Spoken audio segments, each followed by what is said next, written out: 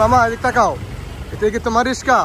আচ্ছা তোমরা জানো না যে মেইন রাস্তায় রিস্কা বা অটো যারা আছে যানবাহন ওঠা নিষেধ, তা কেন উঠো না? আজকে না, তোমরা রেগুলার উঠে এইভাবে তোমরা জ্যাম জট করতেছো রাস্তায়, এই জন্য তো অভিযান চালাচ্ছে, জানো না? দেখতেছো না প্রত্যেক দিন অভিযান চলতেছে, তাহলে কেন উঠো? আমরা জানি না,